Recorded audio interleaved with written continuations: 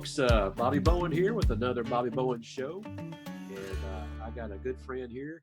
Don't see him very often, but I see him on Facebook a lot in his videos, and he's a great songwriter and a great country singer, that's for sure. Mike Manuel. Mike, how you doing today?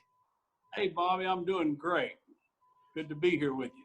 I'm glad to have you on this show, and I want the people that are watching to get to know you. If they don't already know you, they're going to feel like they know you after you give your testimony and talk about how you got in the music business. But just like everybody else that I interview, I start out going back to the beginning. Tell us where you were born and your childhood influences and what made you want to be in the music business. So we'll just start from there. Go ahead. Well, that's probably a good place as any. And, well, I was born in Houston, Texas, many years ago. And my dad, he sang country music from the time, I guess he was about 17, 18 years old. We're from Texas, so there's a little stretch of road there called Highway 105 that at one point had about 21 beer joints on it. So he made his rounds there, and I think he told me he made his. Incidentally, it's interesting because today is his birthday. He's 84 right? today, so that's interesting that I start talking about that. But he made his debut. Is your dad still around? Yeah. He's doing good. Told me he was going to live to be 120. Well, he just might make it. Well, happy birthday. What's his name? Jerry. Happy birthday, Mr. Jerry. But he made his debut at a little place called Shady Acres, and there was a 21-mile stretch of road between Conroe and Cleveland, Texas. If you're probably familiar with those places. Definitely. And anyway, about 6 miles from one end of that stretch, there was a place called the 6 Mile Inn, and that's where I was told by Mom and Dad that Dad would play, and I guess Mama was dancing. Somebody was watching me in the kitchen. And so I literally probably cut my teeth on beer bottles, no doubt about it, and had my diaper changed on pool tables. So I guess you could say, as some country artists do, I didn't have much choice. That's just kind of the environment I was raised in. And it sounds like a country song, to be honest with you. Well, it is. It's if you want to hear it sometimes, it's called Hearts That Cheat No More. There you go. It has that testimony on it. But anyway, there's so many things. You'll have to rein me in every once in a while because, one story leads to another. And sure, that's fine. That's what we want to know, man. We want to hear all the scoop. That's kind of where it all started for us. And we were raised with Dad singing, cover songs and a lot of Jones, Haggard, and Conway. There was just a lot of that stuff in our house. So as you've already kind of alluded to, I'm definitely an old traditional why is he still singing that kind of music kind of guy, and that's just what's in our blood. It's who I am. And so, but anyway, just kind of traveled on with that same environment till I was about 11 years old. And in that time, Daddy had played a lot of what they call trail ride dances out where we're from in Texas. And yeah. They'd ride all the way out to some place in the middle of the woods and then have a big dance. And Dad had about a 4-piece band. It was him and for a long time, there was the world champion fiddler, a guy named E.J. Hopkins, played in his band, and so they had a I want to think a bass, drum, guitar, and fiddle. And that was acoustic guitar. That was about the band, and they travel like that. And as time went on, he and the family grew a little bit. I have 2 brothers, so you kind of reined it in a little bit. And I know you know about that. Of course, some of us won't have no choice. We just get out and do what we have to do. That's right. But anyway, it kind of dwindled down to maybe some weddings and some different party type things that he do every once in a while. And then someone approached him about a childhood friend of his approached him that his mother-in-law had some money and was interested in putting a big jamboree out in Tarkington Prairie. I don't know if you've heard of that. Exactly where that is. Yes, sir. And it was out there in Tarkington Prairie.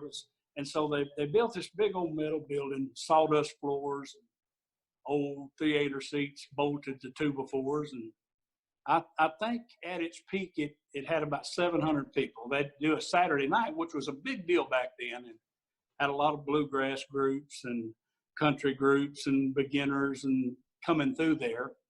And so that was kind of, I think I must have been about 10 when all of that was taking place. So like I'm saying, it was just always in our blood. We grew up around it. And I remember, when you're 10 years old, it's pretty cool to get to go places that normally you don't get to go. Right. And so we did those kind of things. And then right along 11 years old, just a little bit after that,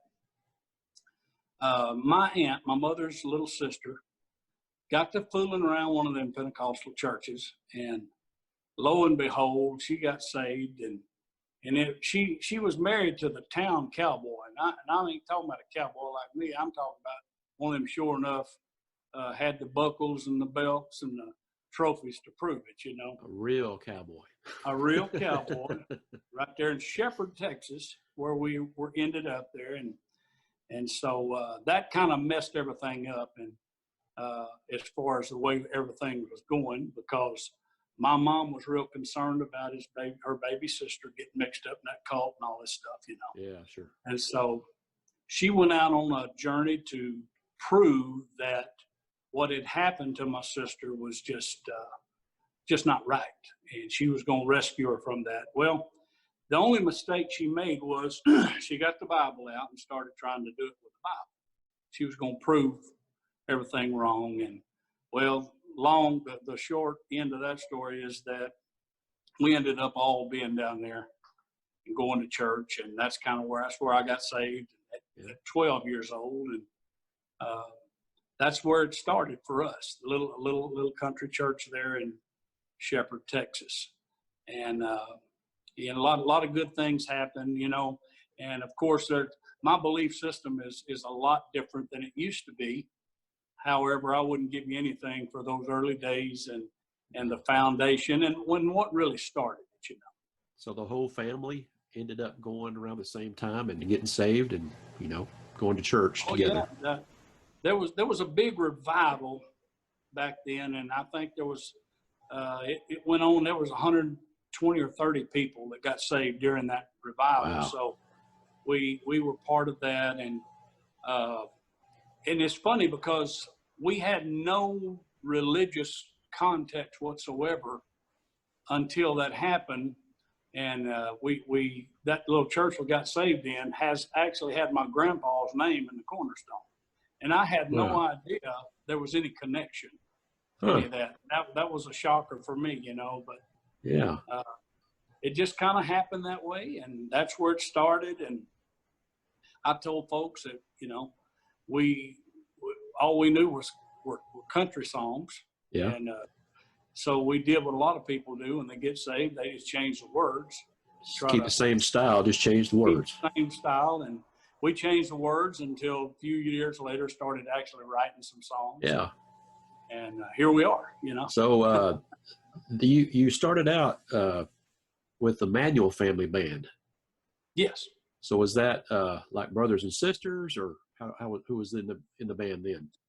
Well, actually, there's like I'd mentioned earlier, there's 3 brothers, and 2 of my middle brother Greg and myself actually started singing in church with. I have an uncle that's 3 months older than me, so we were all about the same age, and he was the only one that could get up high and sing anything. So we had kind of a trio to start with.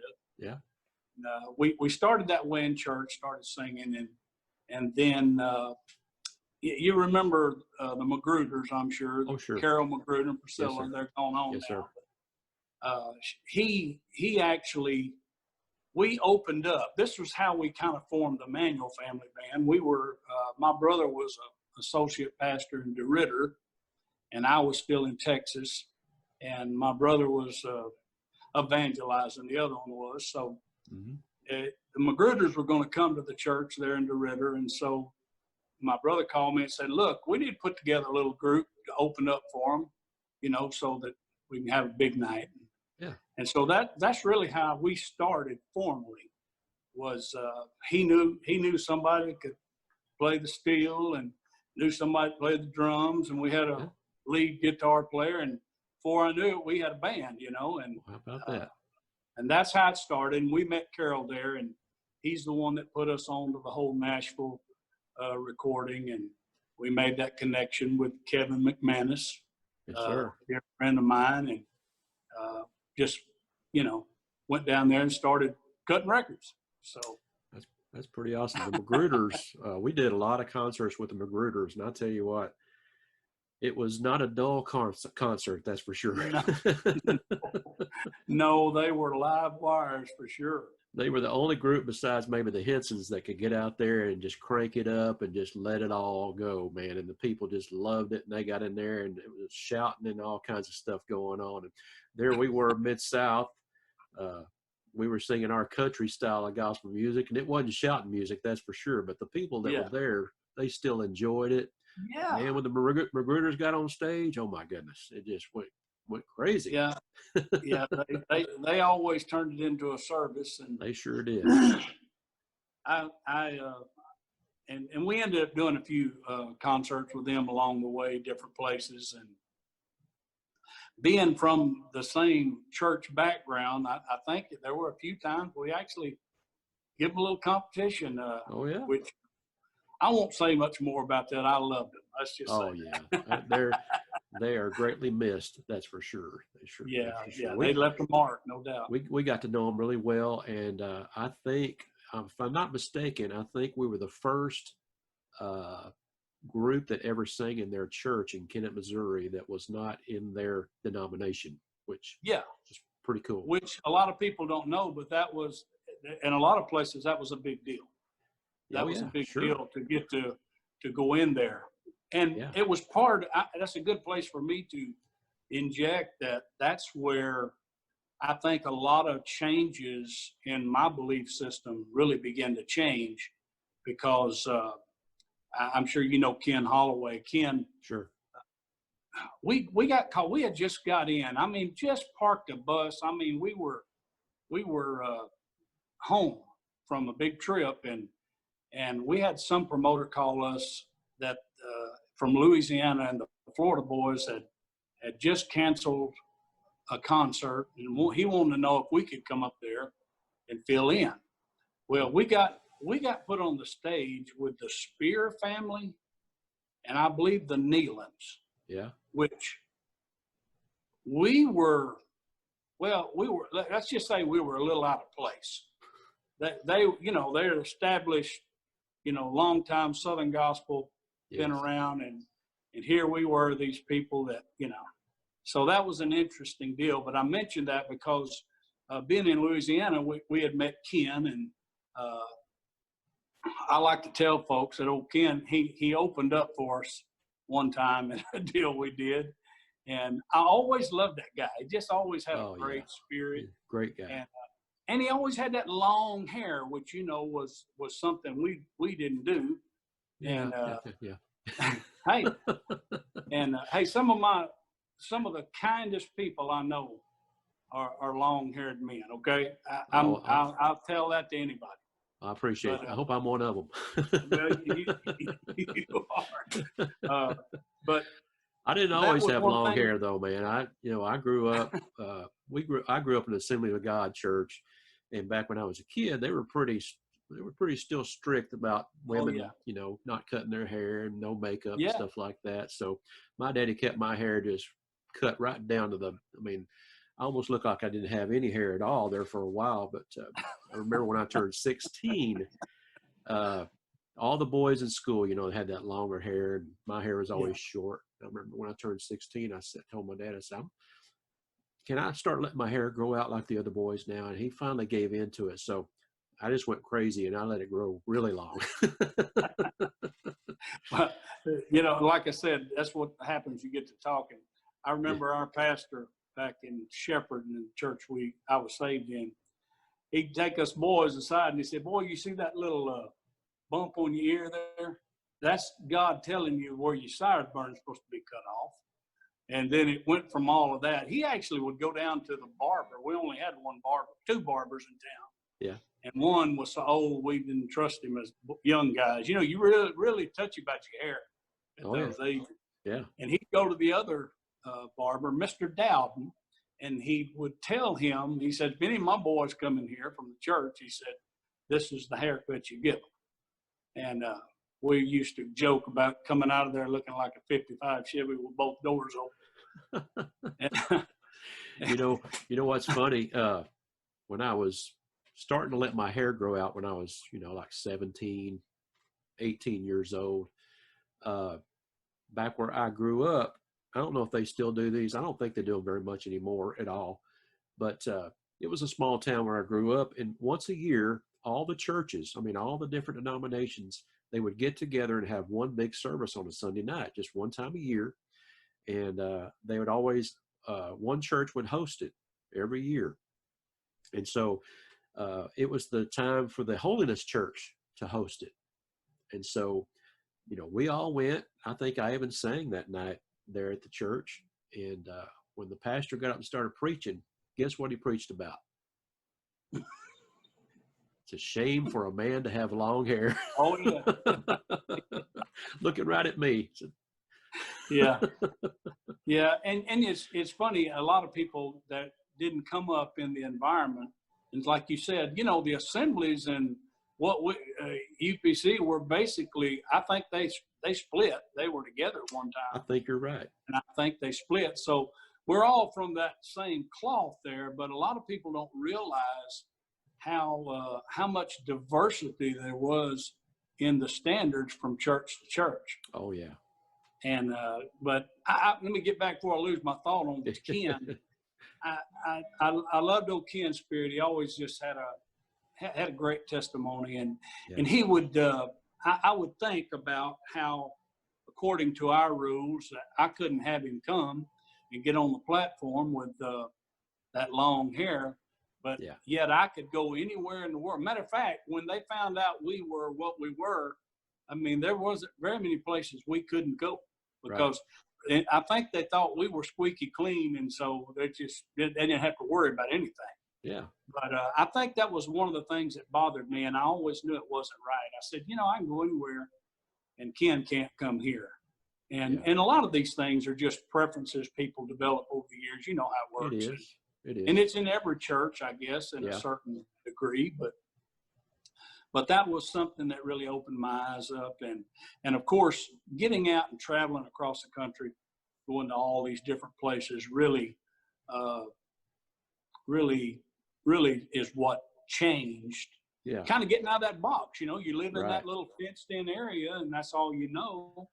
And I remember, I'll tell you something that I share every once in a while. We were in a church in Hamilton, Ohio, and man, they had promoted this on the radio, and it was a shock to me because we got up there and it was like about 10 groups singing that night. It started early, but 10 groups is a lot of groups, It is. And your thought is, we're here, why are we last?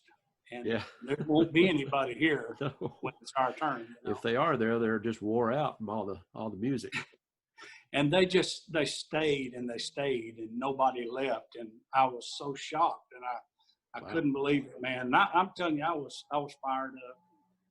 And we opened up, I don't know, we sang a song or two, and people just started coming to the altar. We hadn't give any kind of invitation or nothing like that. People just started coming to the altar. Yeah. And this was, I believe these were maybe Church of God, might have been what it was. Yeah. And there was a variety of different denominations there. And I remember when those people just come down there, this is funny to people that don't know what we're talking about, but Mhm. I thought to myself, oh my God, what have I done? I really thought that, because I was so sure that these people were not going to get my truth, and I Yeah. wouldn't be able to control my brand of salvation. Yeah. And I was fighting that, and it was a great time, but at the same time, and I actually repented right there. I said, God, I'm sorry. I don't know what and I never will forget what he spoke to me. He said, so you think you did this? Mhm. And it caught me off guard. I mean, he really spoke to me, and I said, well, no, I didn't do it. He said, well, I can take care of what I do. And I learned something really big that kind of just really turned me that day, and kind of showed me how God felt about things. Yeah. And it's been a learning experience ever since. And I'm where I'm at today. I'm right here in Nashville. I'm looking at Interstate 40 out there. I could probably hit it with a rock if I go out on the balcony. Yeah. But I'm here because that's what God told me to do. Yeah.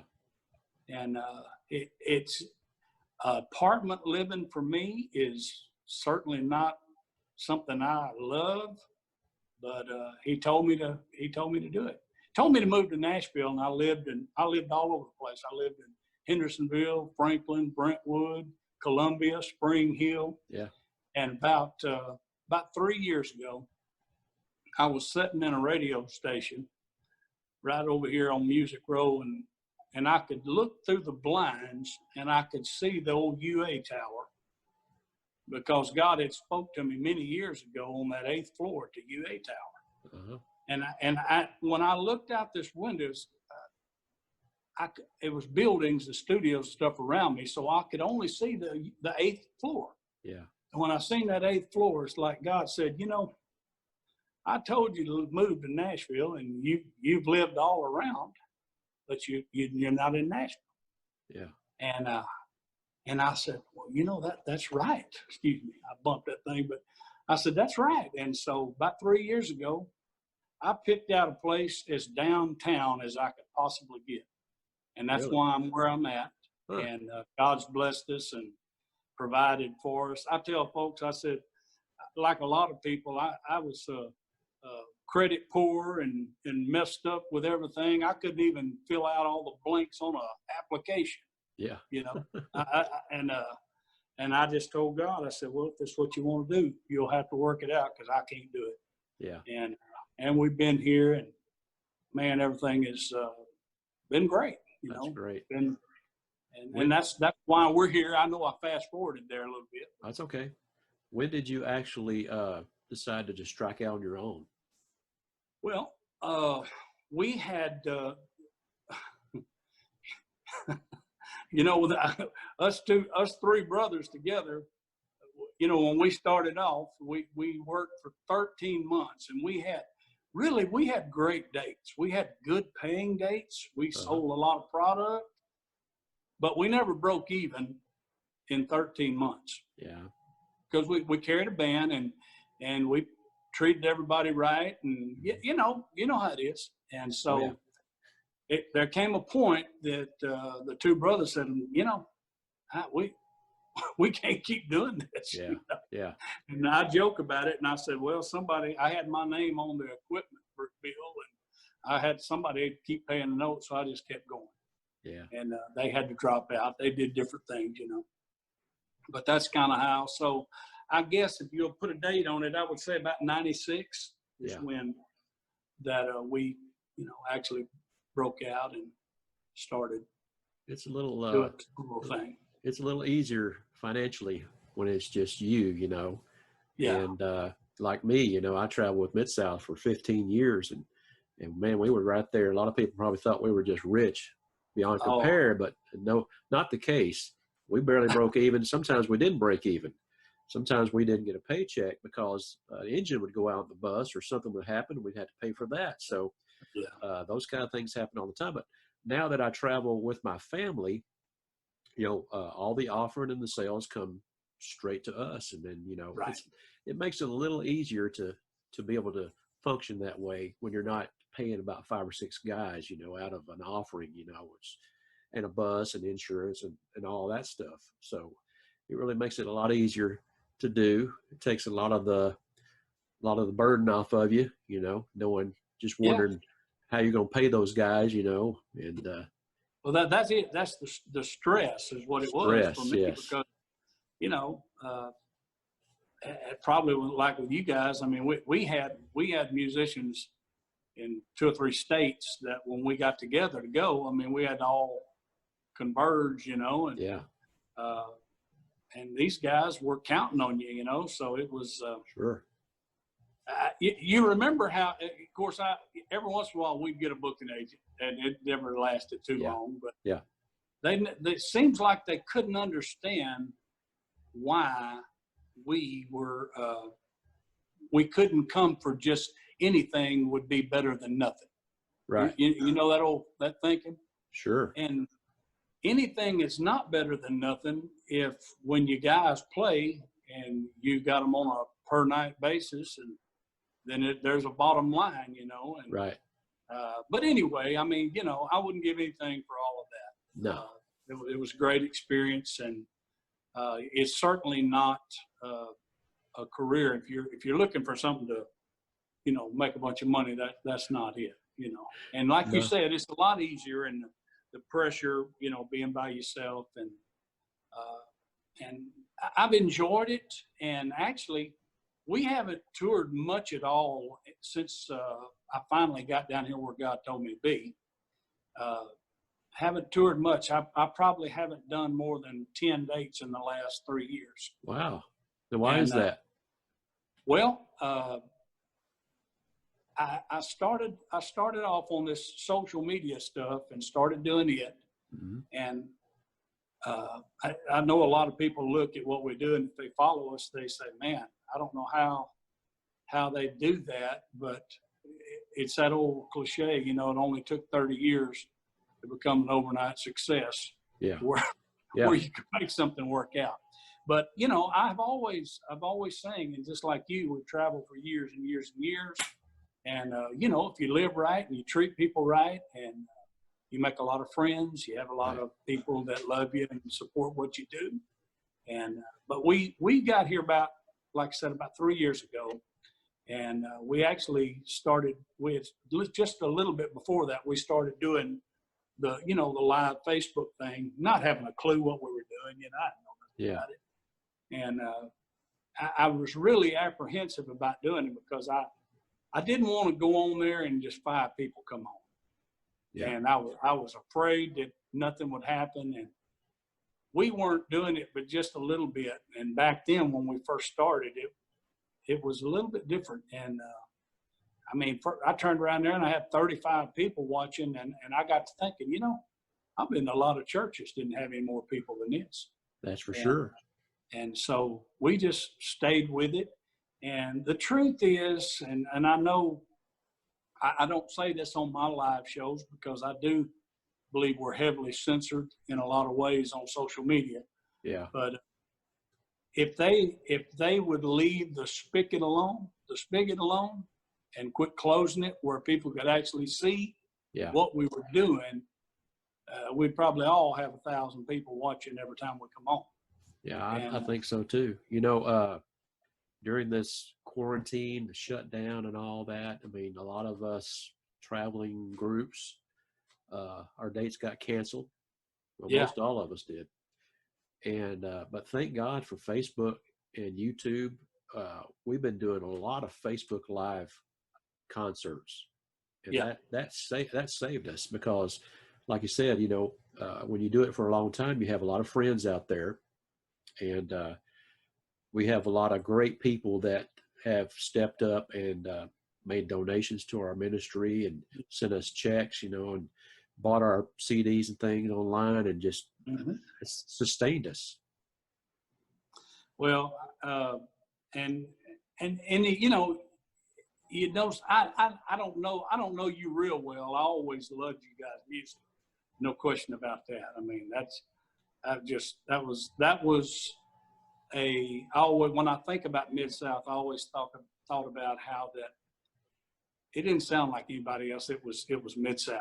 That was the deal.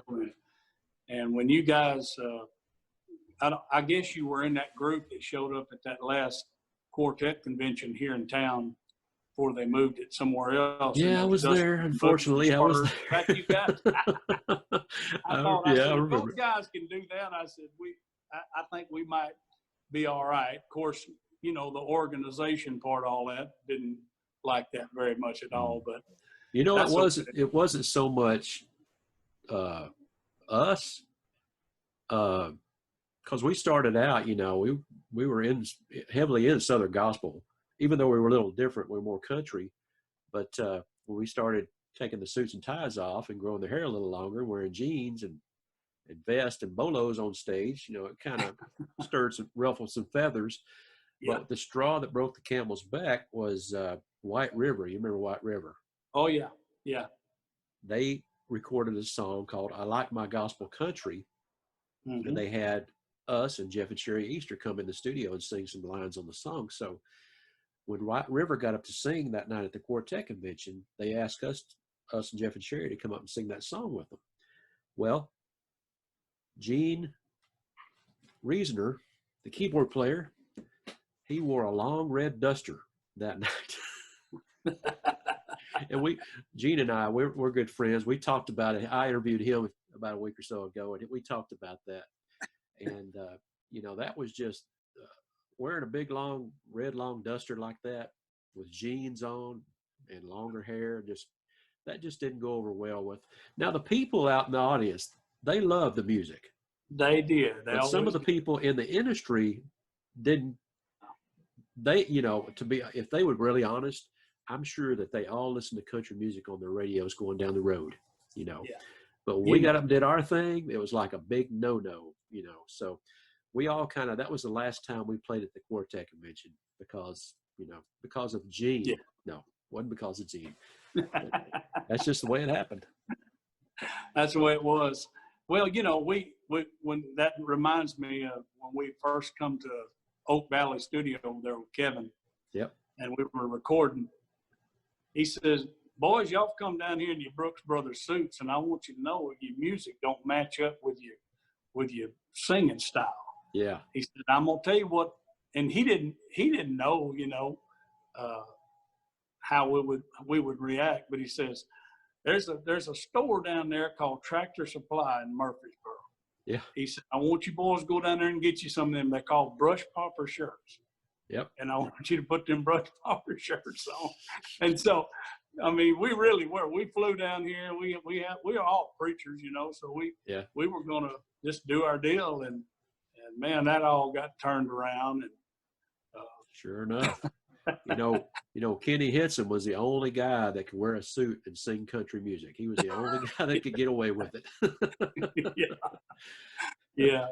Oh, it'd be good to have old Kenny in this period. He'd be so in there. But yeah, for sure. So, but no, it was good. You know, good times and. Oh yeah. So, Mike, where can people find your music? If they wanted to buy a Mike Manuel CD, where could they find one? Well, they can go to our website, which is just MikeManuel.com, and that's Manuel, MANUEL. MikeManuel.com. You can buy off of the web. We do have a phone number that we call our order line, 615-601-8361.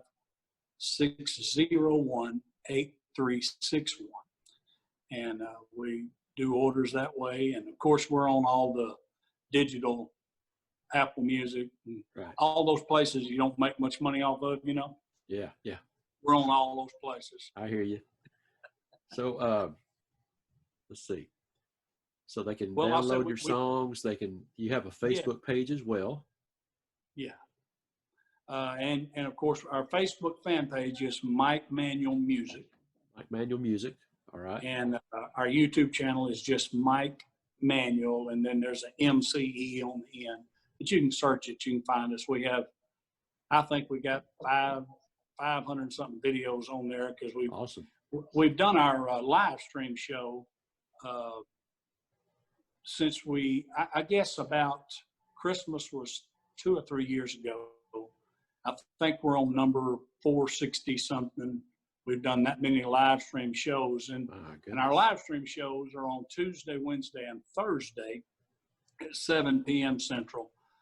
Mission Country on the Roll, and we simulcast that normally, and most of those shows are all simulcast, Facebook and YouTube. But we got hacked here a little while ago, and we finally got that kind of straightened out on YouTube. And now I don't know what Facebook's doing. They won't somehow, we can't get permission to get linked up back again. So yeah, I've been having a little trouble with Facebook when we do a live thing.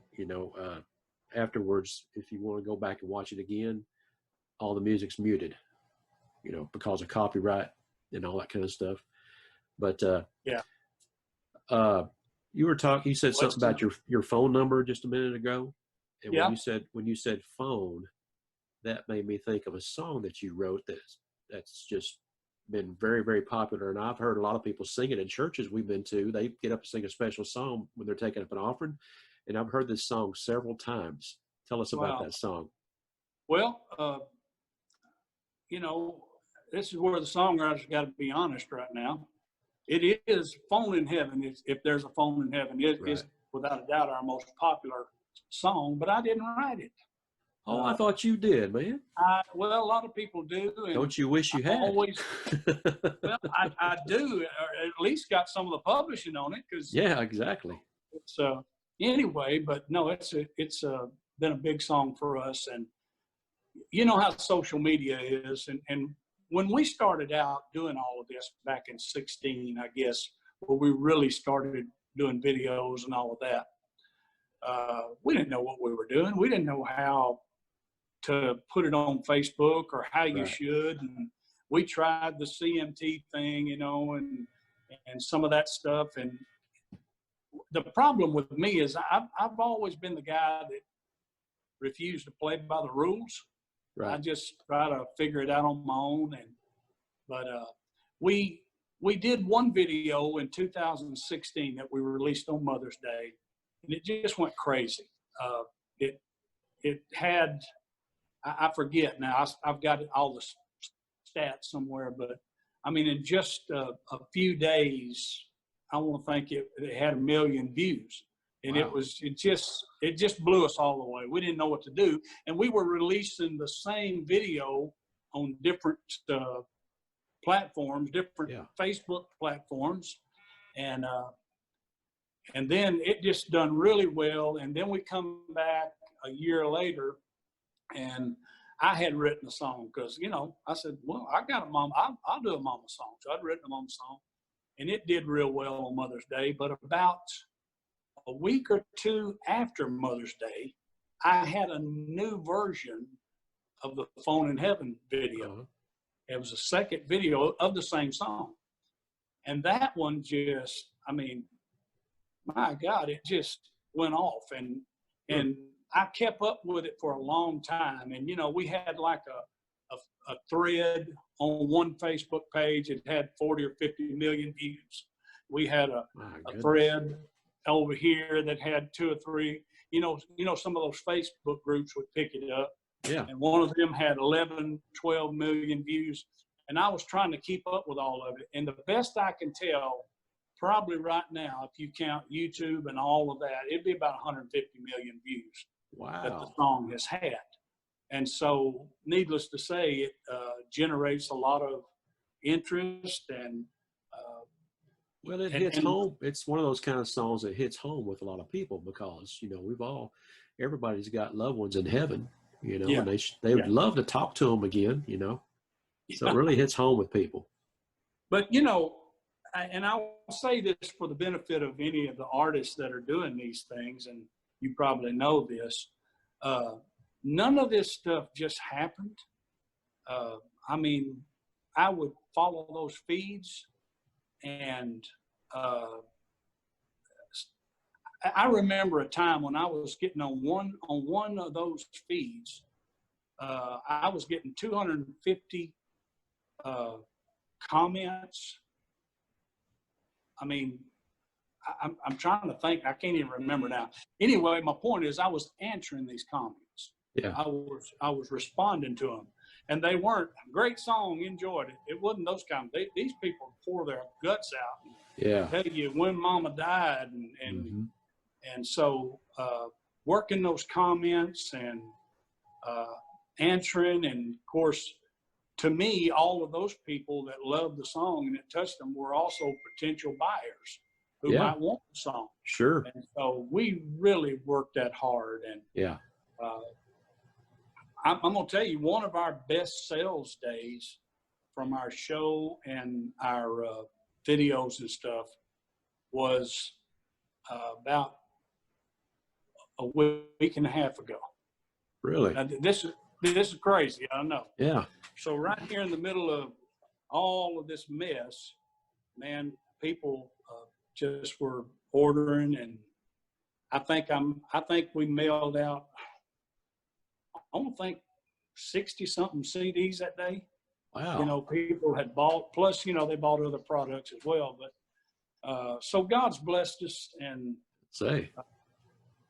we do heavy branding. If you look at any of our stuff, I mean, yeah, I always try to make it look as professional. Of course, I don't do it. I got guys that do it, and we pay for it. And but the point I'm trying to make is the beauty of social media is that we're getting the benefit of television without having to pay the big bills to do it. Exactly. So I'm always careful not to complain online, you know, with these folks about the things that are obviously wrong. And but and I have political views, and I have all kind of views, but I don't share that on any of my shows.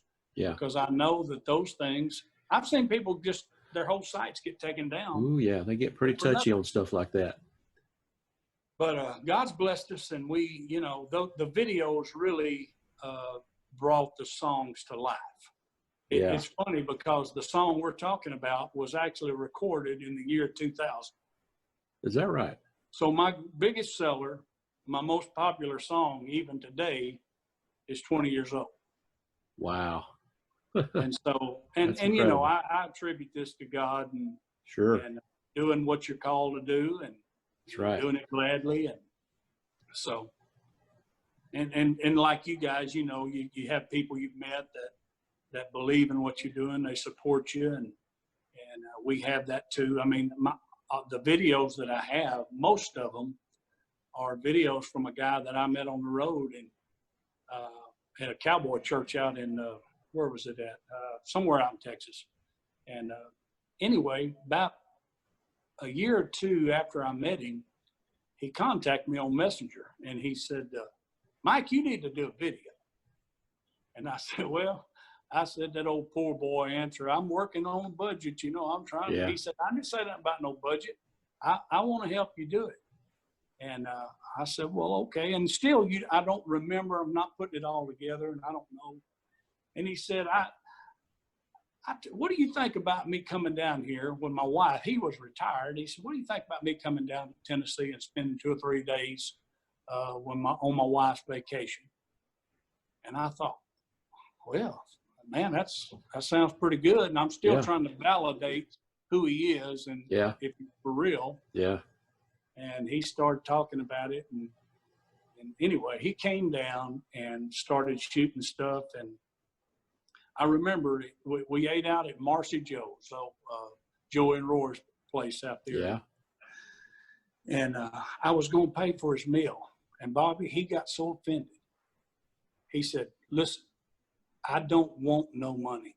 I don't want anything. Don't be trying to buy me nothing, pay for nothing. I feel like I'm supposed to do this. Wow.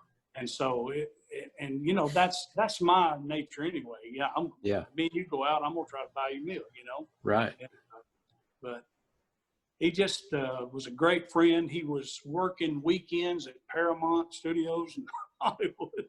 He was rubbing shoulders with the people, I mean, big names that he would tell. Matter of fact, I had this one take on a video where I had my grandson there, and his lips weren't matching up when he sent me the first run of it.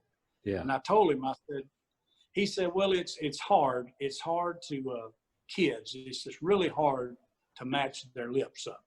Right. And he said, you know who told me that? I said, who? He said, Ron Howard.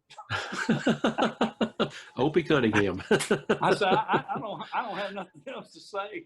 But, you know, and so it was a blessing. And about a year or 2.5 ago, he told me, he said, look, I'm so busy. He said, I don't know. He'd come down another time since then. And we had all kind of footage from stuff. And I was really needing it. He said, I don't know if I'm going to be able to make it back down. He said, we're so busy. I may just have to box all this stuff up and send it to you, and you can just do what you can with it. Yeah. And I said, well, that'd be great. And I've tried to contact him several times and have not been able to get a return call or a text. And I just hope he hadn't passed away. I mean, this is, I can't, but he's just, and that's just one of those God things that happened along the way.